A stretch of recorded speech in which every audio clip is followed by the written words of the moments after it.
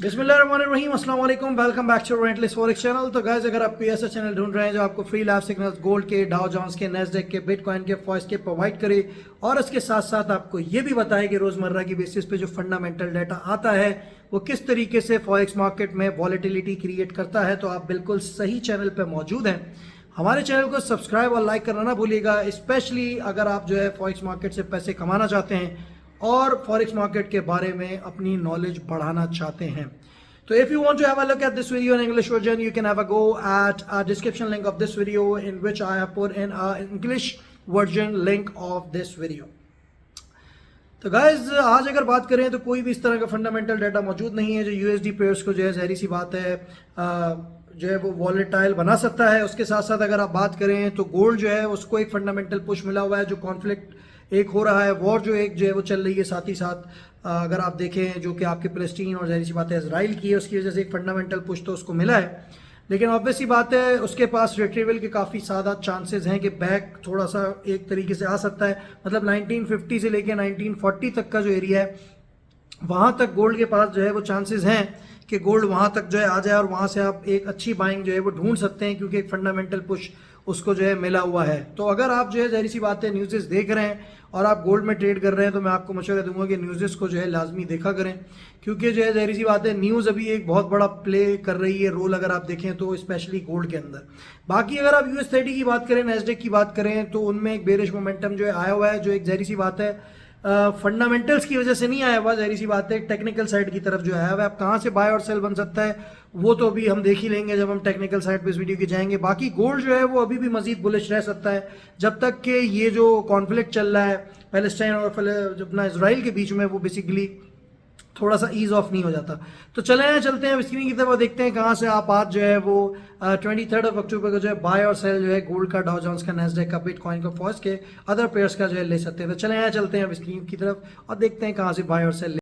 सबसे पहले जो है बात कर लेते हैं यूएस ऑयल की। तो अगर देखें आप यूएस ऑयल को, अगर आप जो है वो देखें तो यूएस ऑयल के पास एक अच्छी सेलिंग रेंज है। अगर आप 89.50 से लेकर 91.50 तक के एरिया में आपको यूएस ऑयल मिल जाता है तो आप वहाँ से इसको सेल ले सकते हैं, और 92 जो है वो आपका बेसिकली स्टॉप लॉस होगा। बाइंग की बात करें तो 85 से लेके 84 तक का एरिया है जहाँ पे आप इसको जो है वो बाइंग कर सकते हैं। स्टॉप लॉस आपका जो है वो 82.50 हो जाएगा। तो ये तो है ऑयल की रेंजेस। अब गोल्ड के बारे में बात कर लेते हैं। जैसा कि मैंने आपको बताया, क्योंकि कॉन्फ्लिक्ट जो है वो चल रहा है फ़लस्तीन और ज़ाहिर सी बात है इसराइल के बीच में, तो गोल्ड को एक जो है फंडामेंटल पुश मिला हुआ है।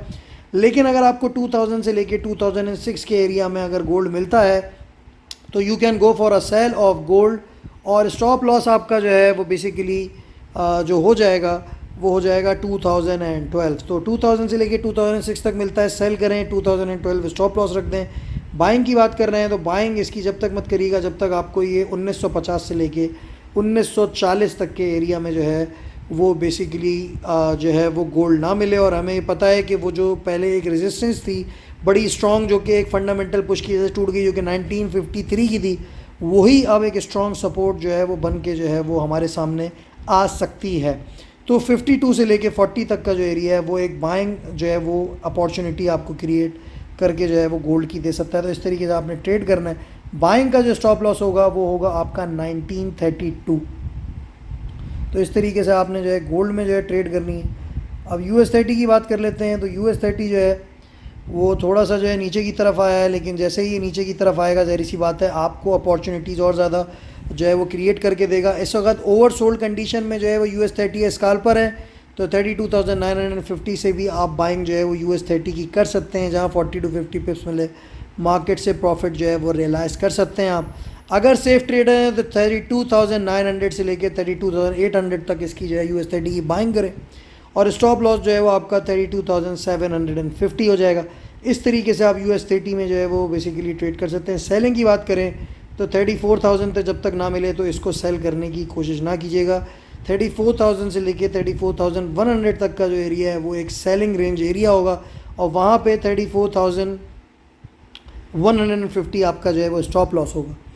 अब नेस्डेक की बात कर लेते हैं। नेस्डेक भी थोड़ा सा नीचे आया है, और ज़ाहिर सी बात है इसको भी एक अगर आप देखें तो जो है वो एक मोमेंटम चाहिए ऊपर जाने के लिए।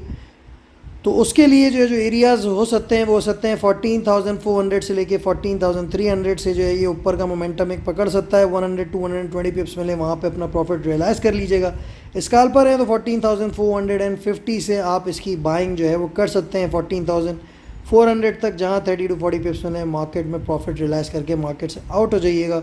और स्टॉप लॉस जो है सारी जितनी भी आपको भी कॉल्स दी हैं 14,250 जो है वो आपका स्टॉप लॉस होगा। ये भी इस वक्त अगर आप देखें तो ओवर सोल्ड कंडीशन में है। It's not extremely over sold, लेकिन ओवर सोल्ड है अभी भी, ठीक है, क्योंकि RSI जो है तकरीबन अगर आप देखें तो इस वक्त 30 पे है। अच्छा, इसके साथ साथ अगर आप बात करें इसकी जो है सेलिंग अपॉर्चुनिटी, तो भाई सेल जब तक मत कीजिएगा जब 15,000 से लेके 15,150 तक के एरिया में नहीं मिलता। स्टॉप लॉस जो है 15,200 होगा। तो इस तरीके से 23 अक्टूबर को करें। फंडामेंटल कोई डाटा है नहीं, मार्केट जो है टेक्निकल्स पे जो है रन करेगा। तो जो है वो ऑब्वियसली बात है, आप जो है वो अपॉर्चुनिटीज़ का जो है स्कैल्पिंग करके काफ़ी ज़्यादा फ़ायदा उठा सकते हैं। Don't forget to sub and like. Thanks for watching it. Rentless Forex is signing of.